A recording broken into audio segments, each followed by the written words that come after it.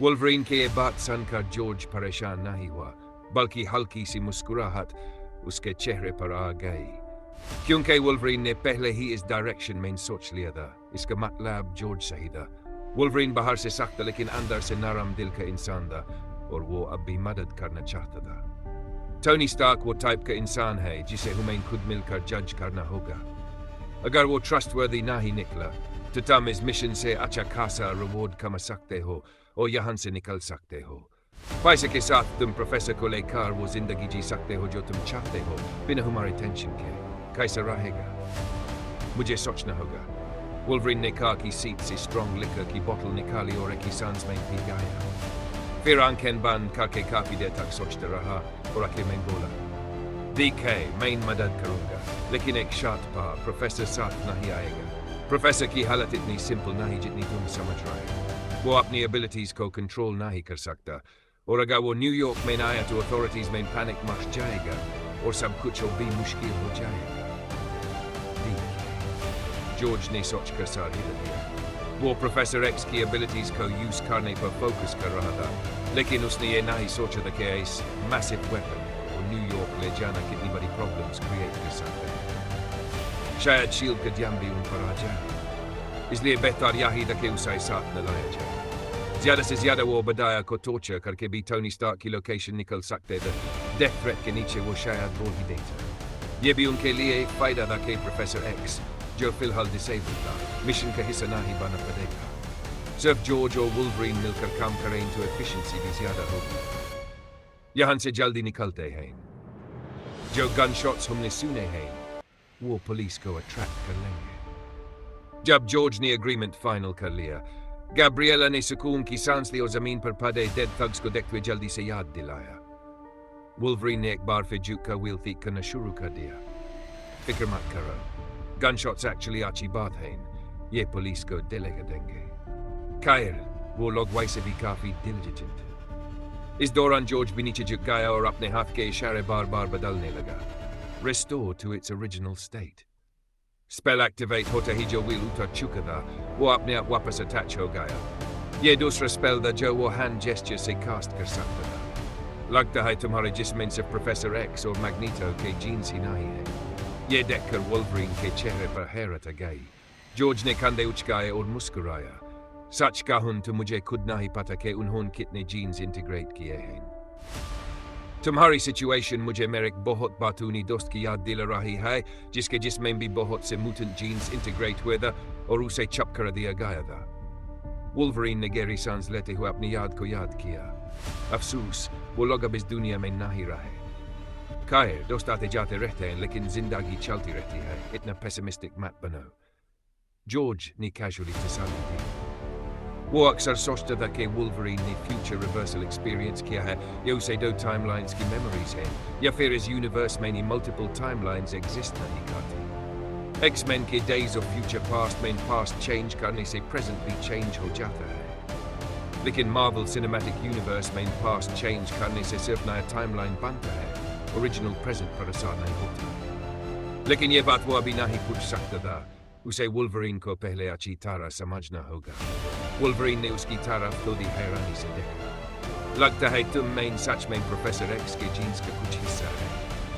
Car ठीक होने के बाद वुल्वरीन ने लग्जरी लिमोसिन आगे चलाई, जबकि इसाबेल ट्रक चला रही थी जिसमें जॉर्ज और बच्चे हैं। वो सब बॉर्डर की तरफ रवाना हो गए। प्रोफेसर की स्पेशल कंडीशन की वजह से वुल्वरीन ने उसे एक दूर सनसान बॉर्डर एरिया में छुपा दिया था जहां लोग बहुत कमाते।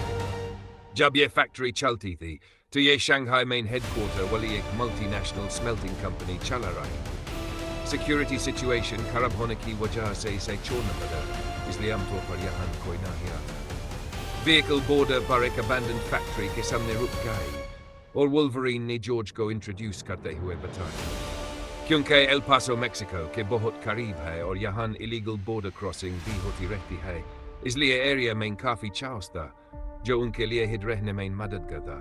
ज्यादा सिक्योर सिटी होती तो वो यहाँ छुप नहीं सकते थे। वुल्वरीन, ये कौन लोग हैं? उस वक्त एक आदमी स्कार्फ और हाथ से चेहरा ढके हुए, सिर्फ आंखें दिखाता हुआ, कॉशियसली फैक्ट्री से बाहर आया और जॉर्ज और म्यूटेंट बच्चों को क्यूरियोसिटी से देखने लगा। Caliban, ये बच्चे mutants हैं। तुम पहले अंदर जाओ, मैं बाद में इन सब डिटेल में समझा दूंगा। वुल्वरीन ने हाथ हिलाया और सबको फैक्ट्री के अंदर ले गया। जॉर्ज ने स्कार्फ वाले आदमी को देखा और उसके दिमाग में तुरंत रेलेवेंट इंफॉर्मेशन फ्लैश हो गई। कैलिबान एक म्यूटेंट था जिसे दूसरे म्यूटेंट्स की लोकेशन ट्रैक करने की एबिलिटी थी। वो पहले ब्लैक मार्केट डीलर था और म्यूटेंट्स की इंफॉर्मेशन बेचकर पैसा कमाता था। उसने आर्कले जेनेटिक कॉर्पोरेशन को भी म्यूटेंट्स हंट करने में हेल्प की। बाद में उसे अल्बिनिज्म हो गया और वो दुख बर्दाश्त नहीं कर सकता था, इसलिए अपने पुराने गुनाहों पर पछतावा शुरू किया और वुल्वरीन और प्रोफेसर एक्स की मदद करने लगा उनकी लोकेशन हाइड रखने में। आखिर में जब उसने प्रोफेसर एक्स को मारते हुए देखा तो उसने डेस्परेशन में 2 ग्रेनेड्स एक्सप्लोड कर दिए और खुद भी मार गया। इसलिए अभी के लिए वो एक ट्रस्टवर्दी म्यूटेंट माना जाता। हैरत है, इसलिए वो हमेशा कहता था कि उसका कुछ लोगों से कांटेक्ट है और कहता था कि नए म्यूटेंट्स बहुत हैं। तो ये सच था, लेकिन वुल्वरीन, क्या तुम श्योर हो? ये काफी डेंजरस है। फैक्ट्री के अंदर कैलिबान ने वुल्वरीन की बात सुनकर अपनी भावनाएं सुकून दी। उसे म्यूटेंट बच्चों पर सिंपैथी थी, लेकिन वो वुल्वरीन की सेफ्टी के लिए ज्यादा फिक्रमंद था। पुरानी जनरेशन म्यूटेंट्स सिर्फ वो 3 और सालों से उसने वुल्वरीन और प्रोफेसर एक्स को अपना फैमिली समझ लिया था। जॉर्ज सही कह रहा है, शायद यह एक तरीका है प्रोफेसर को ठीक करने का। तुम जानते हो, कंटेनमेंट टैंक उसे हमेशा के लिए ना ही रख सकता। ये सिचुएशन सस्टेनेबल नहीं है। हमें पैसा, बेहतर इक्विपमेंट और मेडिसिन चाहिए।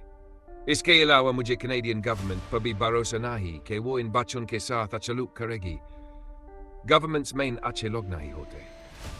वुल्वरीन ने मेडिकेशन का बैग और एक कार्ड कैलिबान की तरफ फेंक दिया। ये मेडिसिन प्रोफेसर को 1 महीने तक चलेंगी। इस कार्ड में मेरी सारी सेविंग्स हैं जो मैंने याcht खरीदने और तुम दोनों को समंदर पर ले जाने के जमा की थी। अगर मुझे कुछ हो गया और मैं वापस न आया तो प्रोफेसर का ख्याल रखना। ठीक है, मैं जानता हूँ तुम मुझे रोक नहीं सकते, लेकिन मैं तुम्हें बता देता हूँ, अगर तुम वापस नहीं आए तो मैं इस मुश्किल ओल्ड मैन को संभल नहीं सकूंगा। मैं उसे छोड़कर पैसा लेकर नई जिंदगी शुरू कर दूंगा। कैलिबान ने मेडिसिन और कार्ड लेते हुए कुछ देर खामोश रहने के बाद मुस्कुराते हुए जवाब दिया। वुल्वरीन ने सुनकर काफी अरसे बाद पहली दफा मुस्कुराया। तुम ऐसा नहीं करोगे, वरना तुम इतना पैसा छोड़कर मदद नहीं करते। अब तुम्हारी बारी है मेडिसिन देने की। मेरा तो लंबा रात हो गया है। कैलिबान ने सर हिलाकर बग से मेडिसिन की बोतल निकाल कर वुल्वरीन को दे दी। ये साफ दिखे कि वुल्वरीन ने कैलिबान के रिस्पॉन्स को पहले ही सही तरह प्रेडिक्ट कर लिया था। अगर आपको यह स्टोरी पसंद आई हो तो प्लीज लाइक करें, सब्सक्राइब करें और अपने दोस्तों के साथ शेयर जरूर करें। आपका सपोर्ट ही मोटिवेशन है।